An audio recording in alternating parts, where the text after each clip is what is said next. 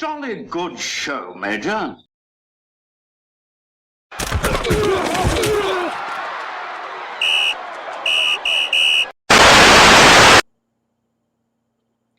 SoCalRams fan. You got a lot of nerve, bro. What's up, TTC? Welcome to the proper conversation. It's week 1. Football is back. I just watched the Thursday night game tonight between the Pats and the Steelers, and I wish both those teams could have finished. I wish the game could have finished tied at 0, but it doesn't work that way usually. But anyway, fuck all that. The football is back. It's gonna be here till February, and life is once again worth waking up in the morning. SoCalRams fan, you got a lot of nerve, bro. How dare you? Get up on here on this TTC shit, week 1, talking that shit. I feel you. It's hate. You gotta say what you gotta say, bro. But how you gonna get up and start talking about how bandwagon the Seattle? I mean, first of all, you're saying the same shit that everybody says. Okay, everybody says the same shit. It don't make it no more true when you say it. Did you listen to the last round, meathead? Pay attention. You're saying the same shit that he said. You guys got to come up with some new material. Everything you want to say is about bandwagon. That's TTC wide, though, I guess. It's always a bandwagon thing. But bro, you talk about how the Seattle Seahawks fan base in the TTC has they disappeared. Who do you have in the Rams fan base besides yourself? If there's more out there than you, I certainly don't know who they are. You used to have your boy, and before I even knew who you were, no offense, you used to have your boy Rockstar Rams. Where has he been? Matter of fact, he doesn't even do hate week videos anymore. He just posts videos of him pumping up the crowd at his local bar that he goes to. He doesn't even do the hate week videos no more. Now, you want to get here and talk about how you've been repping your team the whole time. Good for you. But what have you been repping? You've been repping a St. Louis Rams team that has been subpar at best for your entire time in the TTC. But good for you. You got to stay the course. Good for you for repping your team. But who gives a fuck? You guys have been non-factors, and so far you still are non-factors. You've yet to make a wave in anybody's pool. In anybody's pool, let alone the Seahawks. You get up there, you talk about how like we should be ashamed that we've been so good, that we went to the Super Bowl and lost. That we should be ashamed that that we won the NFC Championship 2 years in a row. Like it's a bad thing. I don't understand where you're coming from, bro. We're still the team to beat, and you're not even in the conversation. You talk about how we fell off after we lost the Super Bowl. I have to apologize to Seahawks Briseño because it's becoming apparent to me that based on your video, SoCalRams, the only person left in the Seahawks fan base is Seahawks Briseño. He's the only one left. The only one left. So, if that's what the idea is about the Seahawks fan base, that's my bad. Briseño, my bad. I'm here. I'm back. But I never left. So SoCalRams fan, you must just not have been clicking on my icon, bro, because I've been here all off season, most of it anyway. I touched in here or there, but I don't really get into that off season bullshit because whole off season, everybody was just talking a whole bunch of bullshit. I give 2 fucks about that off season bullshit. Talking about how I got into politics and how I didn't. Man, shit's whack, bro. I got kids. Ain't nobody got time for all that bullshit. I get here and talk some football. If you got time for that, that's on you. You got time to do all that whack shit. Hey, more power to you, bro. I got more important shit to deal with. You talk about this Eric Cartman kid and the 12th man Brett. I gotta be honest, I don't really know too much about these guys. I wouldn't go so far as to call them bandwagon. I'm not gonna badmouth my own fan base. You said it multiple times in your last couple of videos that Seahawks fans are all bandwagon, and that's just not true. You obviously have not ventured through my video feed because I got videos that go back way before Seattle was in the Super Bowl. Okay, I got videos older in my video feed, my YouTube channel video feed, older than some of the fucking cats that had been in the TTC way longer than me. I was doing Seahawks videos before I was even in the TTC. All right, I got found by a cat who was already in the TTC who just happened to stumble upon one of my videos. So don't fuck with me, bro. This fucking shit ain't no bandwagon. This shit is fucking real to the fullest. Anyway, I'm not even going to get into that conversation about whether I'm bandwagon or not, because that shit's whack. You don't even know half of what you think you know about this game coming up. All right? You guys are going to walk in there with a quarterback in his first year with your organization, and you think he's what, going to come out there and start dropping dimes? Give me a break, bro. And second of all, your quarterback is barely proven. He's barely proven. He had a one portion of a decent season on a completely different team in a completely different scheme. And now you guys got him. You think he's gonna walk up and start walking on water? Come on, bro. Are you being serious with yourself? You can lie to me, SoCalRams fan, but don't lie to yourself, bro. It's not healthy. It's just not healthy. You guys got a solid defense. You guys have had a solid defense, but it hasn't gotten you much, and you haven't done a lot on offense, as far as I can tell. It's going to make too much of a difference. You got a rookie running back who's not even going to be playing because he's hurt. So what are you really going to bring to the table on Sunday morning? What are you really going to bring to the table? You're not bringing that much. You don't know anything about the Seahawks team. Don't quit talking about Jimmy Graham. We signed Jimmy Graham so he can block? Does that even make sense? Yeah, Jimmy Graham's going to have to block because he's a tight end, and tight ends have to block sometimes. But Jimmy Graham's going to be catching them on you, bro. Jimmy Graham is going to – the Seahawks won't throw a touchdown pass all game long. You think Russell Wilson's not going to throw a touchdown pass? I say Russell Wilson throws a touchdown pass before we get a rushing touchdown.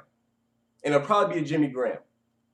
You say that our receivers are mediocre. Hey, they've been saying that for a while. These mediocre receivers have 2 straight Super Bowl appearances. 2 straight. One of those mediocre receivers is over in Detroit, killing them. Killing them. You're not going to get. You're going to sit there and tell us that our receivers are mediocre because they don't have 1,100 yards receiving and 20 touchdowns. That's bullshit. Our receivers are there to do what they're there to do, and just that. Just that. Jimmy Graham is not going to have 20 touchdowns or 1,000 yards receiving because Jimmy Graham is there to do what he's there to do. Yes, you're right. We're a run-first offense, and we're going to continue to be a run-first offense. But you try to tell me that the addition of Jimmy Graham doesn't scare you? You're lying to yourself, bro. You can lie to me, but don't lie to yourself. It's not healthy. Like your running back is not healthy. It's not going to happen. You don't know what you're talking about. If I were you, I would just stick to driving your parcel truck, dropping off your packages, and sucking on that electronic dick that you fucking have all the time in your videos. And stay with that. Stay with that, bro. You don't know nothing about this Seahawk game. Well, you're gonna learn. Oh yeah, you're gonna learn. You're gonna learn on Sunday morning, bro. I say Seattle wins this game, contrary to how the games have gone in the previous couple of years, because you guys have made the games difficult. The beast will feast on lamb chops all game long. You heard it right here. I love how you want to just post all these videos, all these clips in your video of our reaction, fan reactions to the Super Bowl, debacle, player reactions to the Super Bowl, and all this stuff. You guys want to post all these reactions because it's so funny to you, right? But you seem to you're doing that to deflect the reality that we were in the Super Bowl, bro. We were in the Super Bowl. Don't you get it? You're posting a reaction, okay, to a negative outcome to the biggest and most prestigious game in sports that we played in, not you. We played in it, not you. We played in it. You didn't make the playoffs. We played in it. You didn't get close. We played in it. You was on the couch. We played in it. You didn't even sniff the crumbs of it. We played in it. We were 1 yard and 1 bad call, arguably, away from winning it for a second straight time. So are you really, who are you making fun of us by posting reactions from a game, from the championship game that we just happened to just barely lose? I know a loss is a loss is a loss, but we were there, bro. We were at the dance. You didn't even get asked. We were at the dance, and we danced all night. You didn't even get asked. So stop posting these reaction videos. They're not doing you anything. They're not doing anything for you in your video. They're making you look silly. It just shows how salty you are that you guys suck, and you know you suck, and you're probably not going to win any more than 6 or 7 games this year again, and you know it. Don't lose sight of the reality, bro. No one in Seattle is losing sight of the fact that we're still the best team in the NFC. We didn't go into hiding because we lost the Super Bowl. What more do we have to say? What more do we have to say, SoCalRams? We're still the best team in the NFC, at the very least. And there's a good argument to be made that we're the best team in football. We didn't win that game, but nobody wins them all. And we did everything that we had to do to get down there to have an opportunity to put ourselves in the lead without enough time for the other team to score and win. Now, if ifs were fifths, we'd all be drunk. So I'm not going to say all that. I'm just saying, bro, we don't have nothing else to say. We didn't need, what do we need to boast about? You got a lot of shit to boast about. See, when you're on top, the only place you can really go is down, right? Once you're on the top, you can't get any higher. We're on the top, bro. So we don't really have any shit to talk. We're looking down at you. We're looking down at you. You're looking up at us trying to talk your shit because you're trying to climb that ladder to get up to us. So you should be boasting. You should be talking about your rookie running back who ain't even going to play for the first 4 weeks of the season. You should be talking about your brand new shiny quarterback who hasn't really proven much. You should be talking about your defense that's so good. You should be talking about all that because we don't got to say shit. We're the NFC champions. What more do we have to say except for bring it? Come at me, bro. That's all we're saying. All we're saying is come at us, bro. We're already on top. We don't got to say shit. You say our ride is over because of the salary cap. We know, you know, your ride is over. You know, this shit is over. You know. Like trying to dick. You know your ride is over. This Camp Chancellor shit, your season's over. Get out of here, bro. If you knew anything about how football works, you know that when you're on top, you lose players. When you're on the bottom, you get players. That's how it works. That's why the salary cap was invented, to create parity in football.